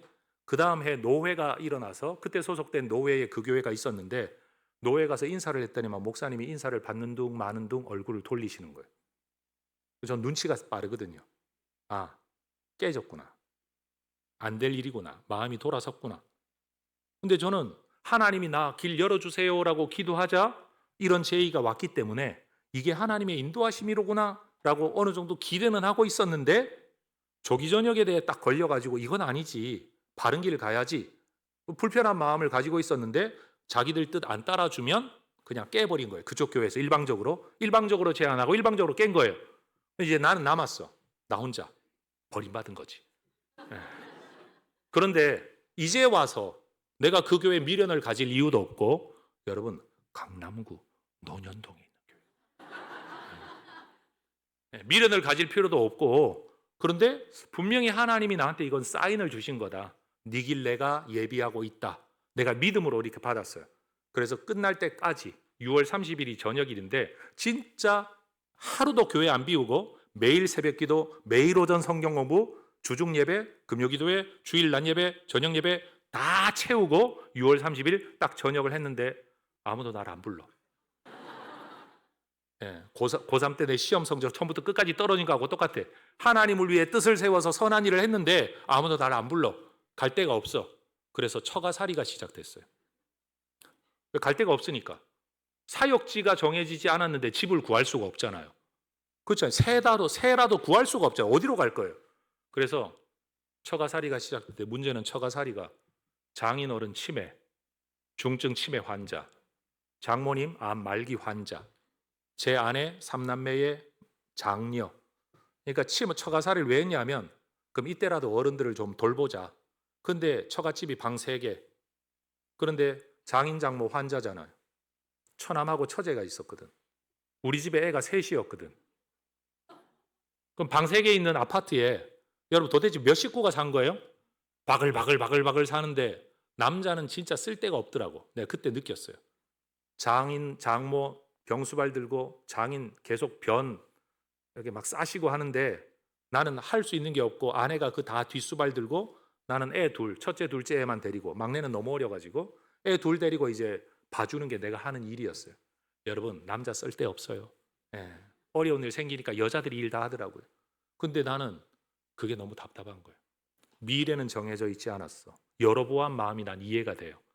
여러분 마치 이집트로 망명 간 게 아니라 나는 처갓집으로 망명 간 것 같은 거예요. 도대체 이게 언제 끝날지, 하나님이 내 길을 언제 여실지. 교역자들은 11월쯤 돼야 이동을 하는데 나는 지금 6월 30일자로 전역을 해서 지금 7월이란 말이에요. 더워 죽겠는데 처갓집에 있으니까 옷을 홀라당 벗고 살 수도 없고 애가 여럿이니까 애를 봐야 되고 여러분 밥 먹는데 장인어른 옆에서 막 똥을 싸고 뭐 여러분 장모님은 날마다 앞에서 저녁마다 신음소리 막 내시고 내 방도 없어요. 그냥 뭐 거실 자야 되고 뭐 이렇게 자야 되고 너무 힘든 거예요. 그러면서 야 목사가 내가 지금 뭐 하는 거지? 나 설교해야 되는데 사역해야 되는데 아파트에서 12층이었는데 내려다보면 저기 주유소가 보이는데 아 저기 가서 내가 주유라도 해야 되나? 가장인데 가정을 먹여 살려야 되는데 이렇게 계속 있으면 되나? 막 이런 고민을 엄청 하고 있었어요. 어느 날 너무 답답해가지고 여름에 자다가 숨을 못 쉬겠는 거예요. 가슴이 답답해서. 그래서 내가 숨을 이렇게 몰아쉬다가 잠이 깬 거예요. 시계를 보니까 1시 반, 2시 사이였어요. 너무 답답해서 잠도 안 오고 한밤중에 차를 몰고 오살리 기도원을 갔어요. 오살리 기도원을 가니까 한밤중에 집회가 없잖아요. 그러니까 할 수 있는 게 뭐야? 그 언덕 뒤 넘어가가지고 기도굴 가는 거지. 근데 기도굴에 가니까 여름인데 모기가 얼마나 많은지 기도굴 안에 들어갔는데 문 닫아 놓으면 온데 다 뜯어 묶여가지고 나왔다가 어성거리다가 또 들어가가지고 주여하다가 기도는 안 되고 졸리기도 하고 덥기도 하고 답답하기도 하고 짜증도 나기도 하고 막 하나님한테 막 화가 뻗쳐가지고 더우면 다시 차에 가서 에어컨 켜놓고 앉았다가 졸다가 나왔다 들었다. 여러분 밤에 진짜 생쇼를 다 했어요. 뭐 목적이 있어야 기도가 되는데 이건 도대체 막막하니까 기도도 안 되고 그래서 답답하니까 그냥 하나님 앞에 가서 기도를 문 열고 들어가가지고 그냥 주여 주여 그냥 외치다가 혼자 하면 맥 빠지잖아요. 옆에서 뭐 대답이라도 있어야 싸우는데 하나님 가만 계시고 나만 주여 주여 하니까 맥 빠져가지고 여러분 또 나와가지고 차에 앉아서 에어컨 켜놓고 졸다가 보니까 해가 떴네 벌써. 그래서 여러분 집으로 돌아온 게 10시였어요. 10시에 돌아왔더니만 저희 장모님이 저를 보고 아무 말씀 안 하시더라고. 뭐 장인어른은 인식도 못 하고 계시니까 내가 누군지 너 누구냐 뭐 이러시니까 예. 저 사위 성격 내가 아는데 지금 굉장히 힘들구나 하는 것을 우리 장모님은 알고 계신 거예요. 아내도 아무 말 안 하더라고. 아내가 어디 갔다 왔냐 묻더래. 기도원 갔다 왔다 그랬더니만 더 이상 안 묻더라고요. 여러분 정말 답답했어요. 하나님 응답 안 하시니까. 하나님 내 길 열어달라고 기도는 했는데 응답은 없고 길은 알려니까. 근데 여러분 그게 2001년이었어요. 근데 9월 11일 날 미국에서 전화가 왔어요. 그때 저는 YTN으로 뉴스를 보고 있었어요. 밤 11시, 12시 사이에. 근데 미국에서 전화가 와서 선배 목사님이 혹시 너 미국 올 마음 없냐? 그러시더라고. 제가 미국을 왜 갑니까? 저는 옛날부터 이랬거든요. 내가 한국 사람 대상으로 목회하지. 그럼 내가 미국 갈 이유 뭐니? 나는 신학교도 안 간다. 절대 안 간다. 코쟁이들한테 안 배운다. 배우면 한국 사람한테 배우지. 약간의 그 이상한 자존심이 있어가지고 여러분 전 뭐 영어 공부도 별로 안 하고 그냥 열심히 살았던 사람이거든요. 근데 여러분 비행기가 쌍둥이 빌딩을 들이박는 걸 나는 눈으로 보면서 선배님 지금 미국에서 무슨 큰일 났는데요? 무슨 일? 시카고에 계신 분이 무슨 일? 모르는 거예요. 나는 보고 있는데 지금 큰일 났어요. 뉴스 틀어보세요. 그러면서 뉴스 보면서 서로 대화 나눈 게 미국으로 사역 들어 부목사로 사역 오라는 거였어요. 네. 그래서 어쨌든 저는 미국을 들어가게 됐습니다. 종교 비자 받고 취업 비자 받아가지고 애 셋 데리고 미국을 들어간 게 12월 달이에요. 근데 들어가면 담임 목사님이 목사님 교회 사역 열심히 해주십시오. 충성을 다해주십시오. 이래야 되잖아요. 근데 담임 목사님이 저를 처음 보면서 대충 하세요 그러더라고요. 나는 왜 희한하게 장로님들과 목사님들한테 이상한 말만 듣는지 몰라. 하나님의 영광을 위하여 예배를 드리지 마세요 뭐 이런 말을 듣는데 담임 목사님이 부목사를 한국에서부터 데려다 놓고는 대충 하세요 그러는 거예요. 이해가 안 되는 게 뭐 대충 아니 이분이 뭔 생각을 하시는데 지나 보니까 알겠더라고요. 장로님하고 목사님 파가 나눠가지고 교회가 싸우고 있었던 거예요. 시카고 안에서 그래도 5손가락 안에 드는 사이즈의 교회였는데 여러분 곰다가 이제 막 싸우기 시작한 거예요. 여러분 한 달이 지났는데 엎어치기, 매치기, 2단 옆차기, 복싱을 교회 안에서 다 봤어요 저는. 네. 그리고 수요일 저녁 제가 설교를 담당할 부목사 하나밖에 없으니까 저보고 설교하라고 하는데 어느 날 설교하고 교역자실에 들어가 앉아 있으면 성도 몇 명이 들어와가지고 삿대질하는 거예요. 설교 그따위로 하냐고. 설교 제대로 하라고. 그런데 그 사람들이 나가잖아요. 그러면 또 몇 명이 들어와서 목사님 오늘 너무 은혜 받았습니다. 자기들이 싸우고 있으니까 이 말씀이 내게 좀 유리하다 싶으면 하나님 말씀이고 좀 우리 마음에 걸린다 싶으면 설교 제대로 하라고. 근데 몇 주 지나면 여러분 은혜 받았다고 하는 사람들이 와서 또 삿대질해요 또. 그럼 저쪽 사람들이 와서 은혜 받았다 그래. 여러분 그걸 견디는 게 이 사람들이 도대체 하나님의 말씀을 뭐로 듣는 건가 생각을 하는데 여러분 그게 딱 6개월이 지나니까 교회가 딱 두 쪽이 났어요. 목사님이 장로님들 전부 다 공동의회를 열어가지고 정직시켜버렸어. 장로 정직, 당회원 정직, 그리고 있었던 교역자 탁탁 잘라버렸어. 그리고 나만 남겨놨어. 왜냐하면 나는 자르면 당장 불법 체류자가 되니까 은혜를 베풀어 주신 거야. 그러고는 교인 절반을 데리고 나가서 다른 데서 예배를 드리는 거예요. 저는 지금 따라가면 불법 체류자가 되고 왜냐하면 이 교회에서 지금 비자를 받았으니까 이 교회를 떠나면 불법 체류자인 거예요. 따라갈 수도 없고 남자니 여기는 정직된 장로님들 목사님하고 싸워가지고 여전히 문제 많은 장로님들만 남아있는 교회 여기도 못 가고 여기도 못 가고 내가 지금 한국을 다시 가야 되나? 여러분 미국까지 간 6개월 만에 그 고민을 하기 시작했어요. 노회에서 조사처리위원회가 만들어져서 나왔어요. 네, 그분들께 제가 사직서를 썼어요. 저는 이쪽도 저쪽도 편들 수 없습니다. 목사 양심으로 사직서를 씁니다. 받아주십시오. 나 돌아가겠습니다. 그랬더니만 5분의 조사처리위원회가 목사 3분, 장로 2분인데 목사님 이 교회 안에 남아있는 교역자가 목사님밖에 없는데 우리는 다 남의 교회 목사고 남의 교회 장로들인데 주일 오전에 여기 와서 설교 못합니다. 목사님이 새로운 목사님 오실 때까지만 설교만 좀 해주세요. 가만 생각해 보니까 진짜 그런 거예요. 아무도 없는 거예요. 그래서 그러면 저를 재고용한다 셈 치고 제가 여기서 새로운 목사님 오실 때까지 섬기겠습니다. 한 게 1년 6개월. 그런데 그 1년 6개월을 지내는 동안에 저는 담임 목사 없는 부목사로 교회를 목회한 거예요. 시카고 지역에 제 설교 다 나가고 있고 여러분 저기 어떤 교회에 이름 대면 안 되니까 어떤 교회에 A 교회에 그 부목사가 지금 그 교회를 임시로 맡고 있는데 야, 그 목사 괜찮더라. 설교 잘하더라. 소문도 나고. 저 자랑한다 그랬잖아요. 너무 이상하게 보지 마세요. 자랑한다고. 예.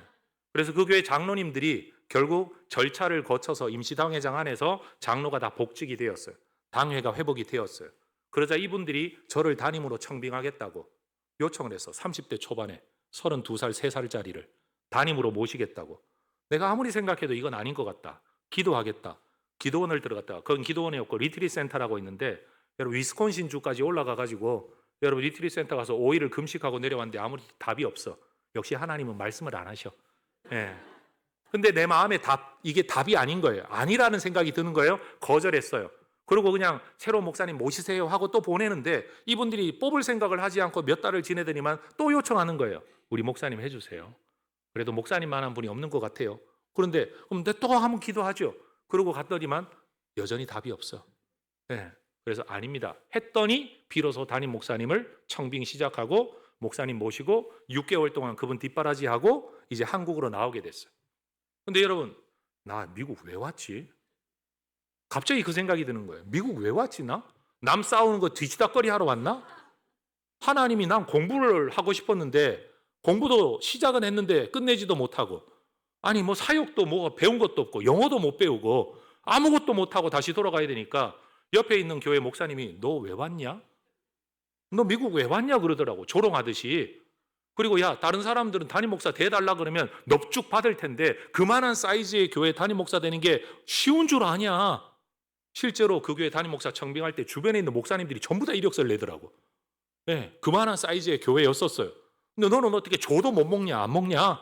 그러면서 저를 막 비꼬듯이 이야기하는데 제 마음속에는 하나님의 인도하심이 아닌 것 같은데 어쩔 거예요.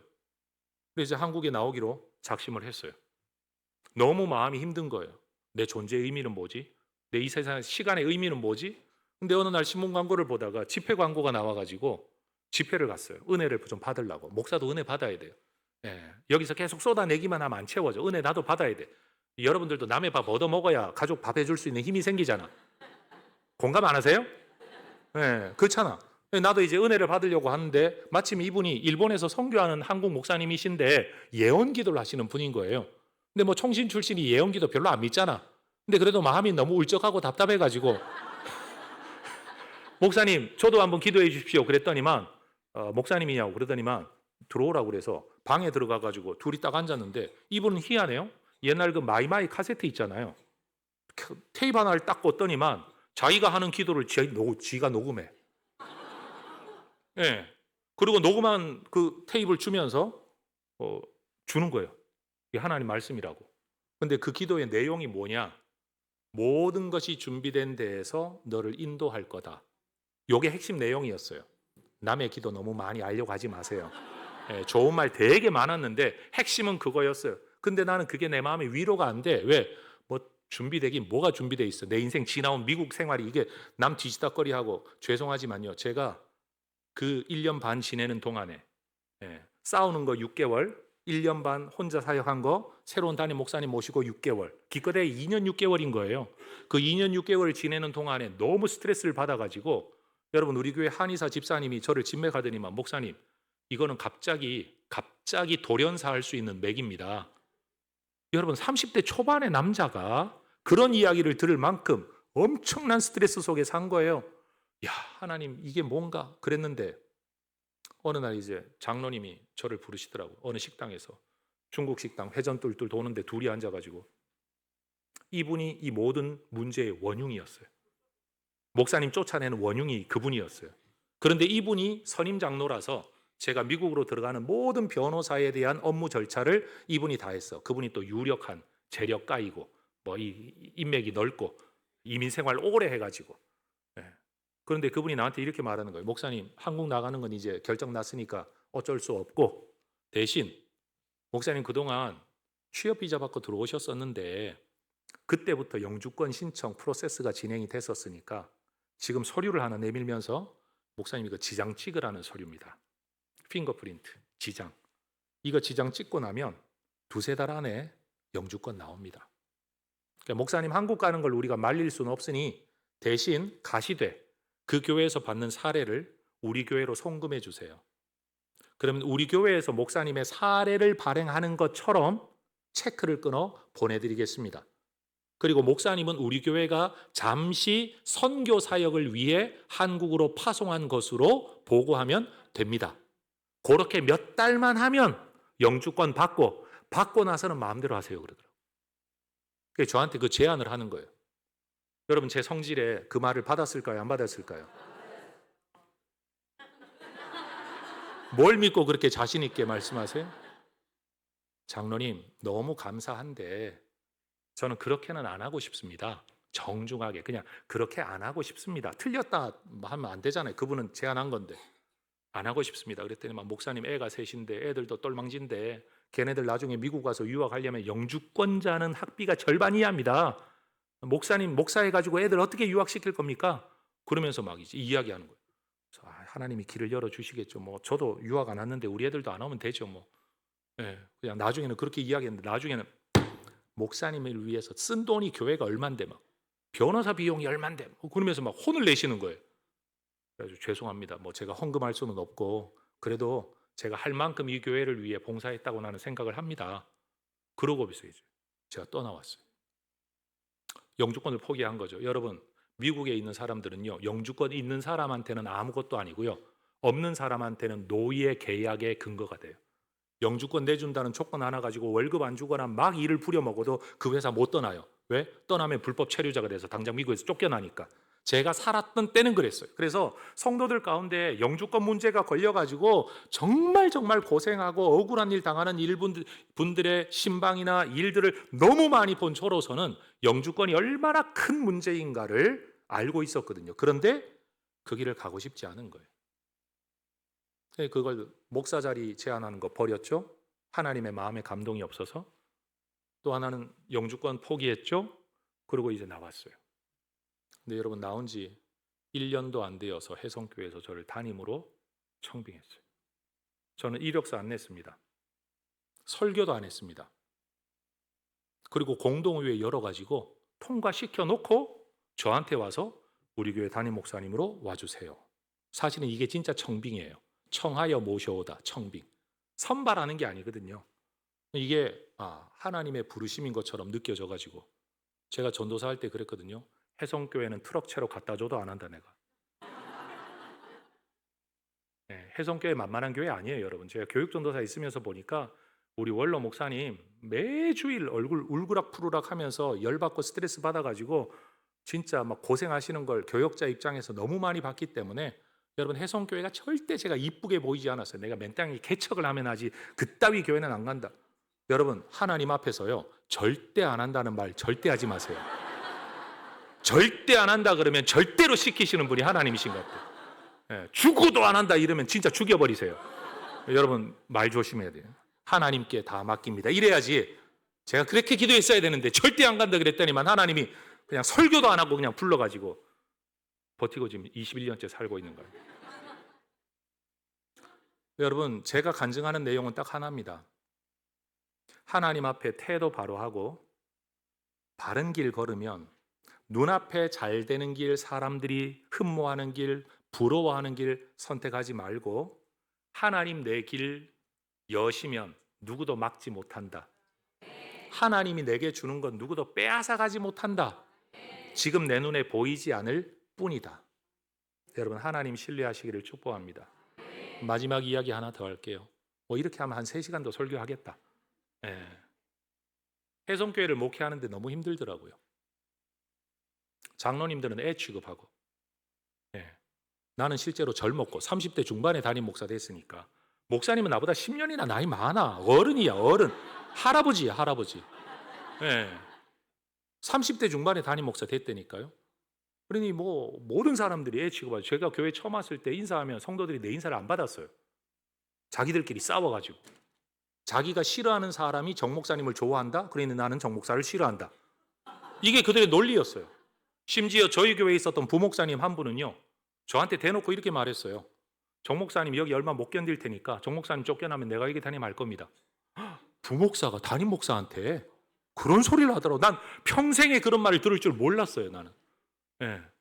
그러니까 여러분, 제가 혜성교회 지금 엄청 대접받고 사시는 줄 아는데 고생할 만큼 했어요, 저도. 예?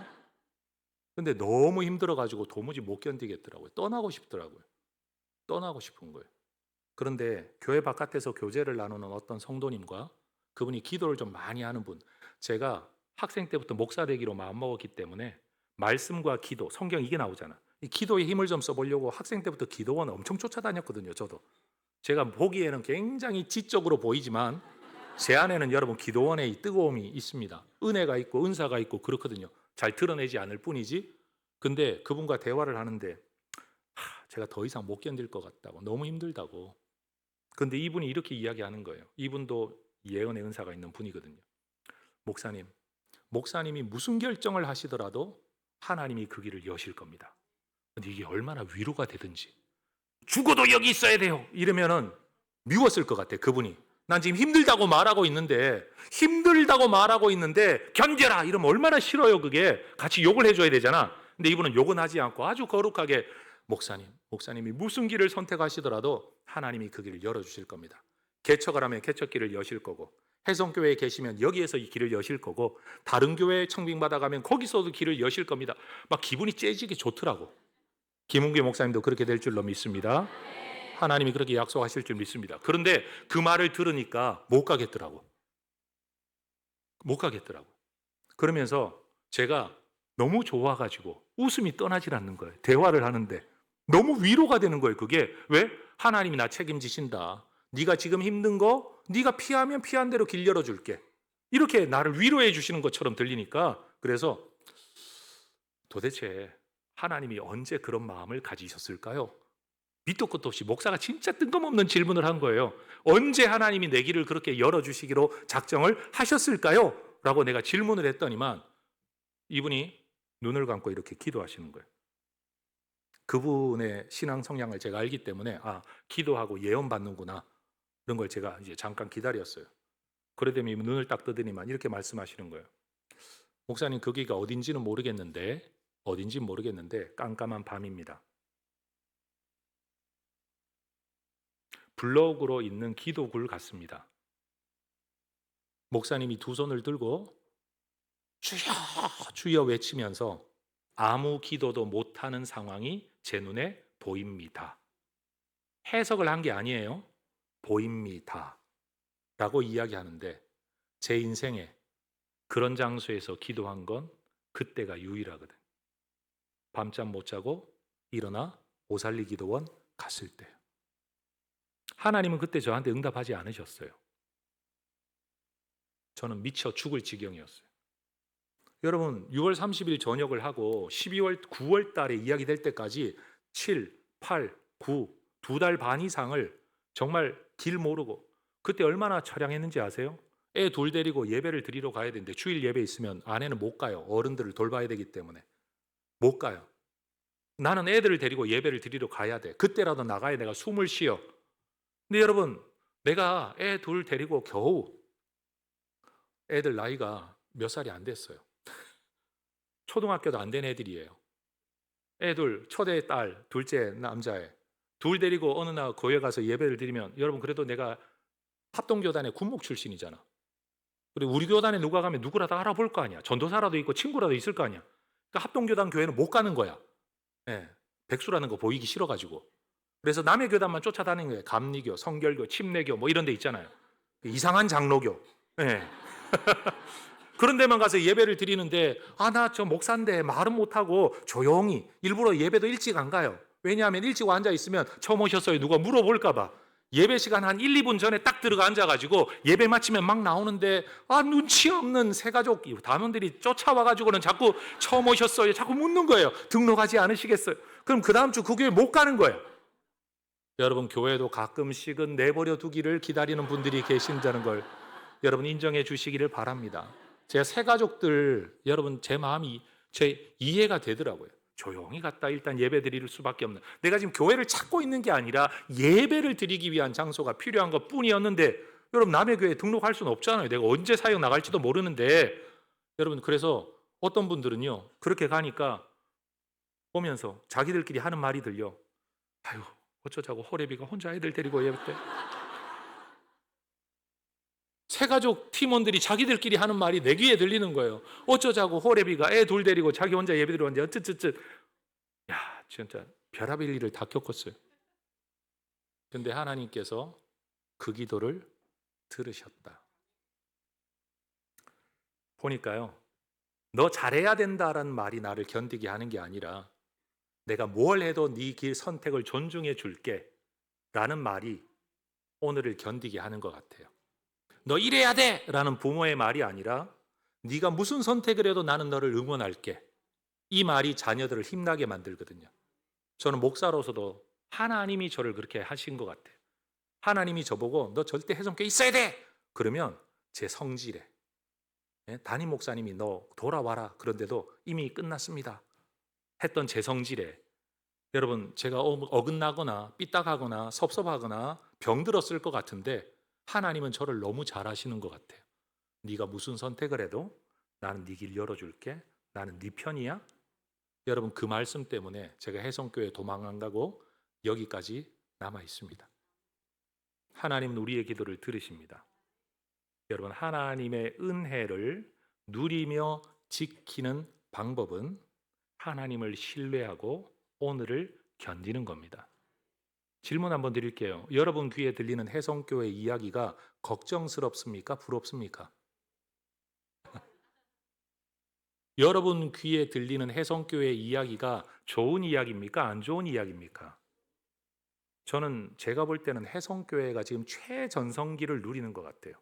예배 숫자로도 최전성기, 예산으로도 최전성기, 분위기로도 최전성기, 모든 면에서 은혜의 때를 보내고 있는 것 같아요. 근데 만약 그때 내가 떠나버렸다면 이 하나님의 역사를 못 받겠죠. 여러분 버티시기를 축복합니다. 그런데 억지로 버티지 말고 신뢰로 버티시기를 축복합니다. 나를 여기다 데려다 놓으신 하나님은 다 이유가 있다. 뜻이 있고 계획이 있다. 내 눈에 길이 안 보일 뿐이지 하나님께는 바다에도 길을 여시는 하나님이시다.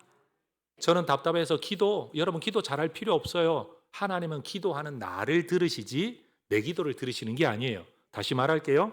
내 기도를 들으시는 게 아니라 기도하는 나를 들으세요. 그냥 외치기만 했는데도 하나님 그때 작정하셨다잖아요. 네가 뭘 선택하든 네 길 다 열어줄게. 이런 은혜, 이런 응답 여러분에게 있어지기를 축복합니다. 자, 옆에 분에게 이렇게 인사하시는 겁니다. 당신이 무슨 선택을 해도 하나님이 다 복 주실 겁니다. 네. 그렇기 때문에 우리가 지켜야 할 건 일 잘하는 것, 충성하는 것 이런 거 아닙니다. 저는 죽도록 충성해라라고 설교하는 분들 들으면 하수다. 하수. 충성하라고 한다고 충성하나? 충성하고 싶은 마음이 생겨야 충성하지. 제 말 맞죠, 여러분? 그럼 뭐가 우리를 충성하게 만들까요? 하나님의 은혜예요. 하나님에 대한 신뢰예요. 그래서 여러분 저는 누가 저한테 이래야 됩니다, 저래야 됩니다, 이렇게 해야 더 잘 됩니다라고 말하는 걸 저는 쪽팔리다고 여깁니다. 나는 목회를 위해 내 인생을 걸었는데, 나는 내 인생을 걸었는데 인생을 건 이 일에서 인생을 걸지 않고 살아보지도 않은 누군가가 목사님 이래야 됩니다, 저래야 됩니다라고 말하는 건 마치 제가 손흥민을 놓고 야, 공 그렇게 차면 안 돼 라고 말하는 거하고 똑같이 느껴지는 거예요. 최소한 실력은 없지만 저한테 소명감과 자부심은 그만하다는 거죠. 여러분의 인생이 그렇게 되기를 축복합니다. 누군가가 이래라 저래라 말하는 인생 되지 말고요. 여러분 스스로가 인생 거는 인생의 주인공, 하나님의 역사의 주인공, 신뢰의 사람들, 여로보암의 길 걷지 말고 사울의 길 걷지 말고 하나님이 내게 주신 것 아무도 못 뺏어간다. 하나님이 가져가시는 거 내가 무슨 수를 써도 막을 수도 없다. 그러니 하나님 마음에 드는 내 눈에 합당하게 행하도록 이라는 지향성만 지키면 무슨 자율성 속에 살아도 하나님은 길을 열어 주신다. 여러분 동일로 교회 앞날을 우리 하나님께서 그렇게 보장하시는 줄로 믿습니다. 여기까지 온 거 은혜인 줄 믿습니다. 이 은혜를 지키는 방법은 염려하고 이해 계획하고 여러분 뭐 자기 마음대로 뭘 정하고 이거 아닙니다. 하나님께 다 맡기고 하나님 보시기에 바른 길 걸어가는 삶의 태도, 방향성, 삶의 목적, 이거 분명히 붙들면 여러분의 길 열려질 줄로, 이 교회의 길 열려질 줄로 믿습니다. 제가 예언 하나 할게요. 제가 예언한다 그러니까 이상하죠. 저는 손만 서쳐도 애가 생기고요. 예언하면 다 이루어지는 은사가 있습니다. 우리 김웅기 목사님 10년 지나면 저희 교회 이상으로 목회해낼 겁니다. 안 믿어지면 저를 믿으세요. 기다려 보세요. 한번 따라가 보세요. 하나님이 그렇게 역사하실 겁니다. 왕대밭에서 왕대나지 갈대나지 않습니다, 여러분. 그 어른 목사님을 제가 알고 있기 때문에 얼마나 진실하고 신실하고 책임감 있고 우직한 분인지를 알기 때문에 여러분, 그 밑에서 자라난 목사 절대 허투루 자라나지 않았을 거라고 저는 확신합니다. 어제 오늘 만나 교제하는데도 싹수가 보이더라고요. 여러분, 제가 20년 전에는 우리 김호영 목사님이 저를 칭찬했었습니다. 2010년, 16년 설교 왔을 때 저한테 뭐라고 인사했는지 기억하세요? 저에게서 설교 때는 와, 병으로 왔는데 이제 장군이 됐네. 2016년 1월 재직 세미나 마치고 저한테 그렇게 말씀하셨었습니다. 저의 성장을 목사님이 보신 거죠. 이제 제가 목사님한테 그럴 겁니다. 그렇게 대를 이어갈 줄로 믿습니다. 승동교회 박상훈 목사님이 제가 위임받을 때 여러분 임시당 회장이었습니다. 근데 놀라운 건 그 교회 최영태 목사님 위임식 할 때 제가 위임국장이었습니다. 여러분, 그렇게 한 세대 한 세대가 오고 가면서 서로의 역할을 감당하게 되는 것 같아요. 여러분, 여러분의 교회 축복합니다. 그리고 기대합니다. 뭘 택해도 열리실 겁니다. 교회 이사 간다? 하나님 길 여실 겁니다. 짓는다? 길 여실 겁니다. 남는다? 그래도 길 여실 겁니다. 아무것도 안 한다? 그래도 길 여실 겁니다. 뭐라도 하겠다? 그래도 길 여실 겁니다. 우리 하나님 그런 하나님이십니다. 저는 그 하나님을 믿습니다. 하나님을 신뢰합니다. 기도하겠습니다. 하나님, 좋으신 하나님, 아무것도 아닌 나를 찾아오셔서 부르시고 세우셨습니다. 그리고 하나님이 다 이루셨습니다. 내가 노력한 것 같은데 사실 나보다 더 노력하는데도 안 되는 사람 많은 것을 우리가 압니다. 은혜입니다. 은혜를 붙들고 살아가는 우리 하나님 앞에 믿음으로 신뢰를 가지고 살게 하옵소서. 여로보암처럼 자기 계획에 빠지고 자기 염려에 빠지고 자기 마음대로 뭔가를 행해서 그 염려를 극복해 보고자 헛된 성을 쌓는 자, 모래 위에 집을 짓는 자 되지 않게 하여 주시옵소서. 예수님의 이름으로 기도합니다. 아멘.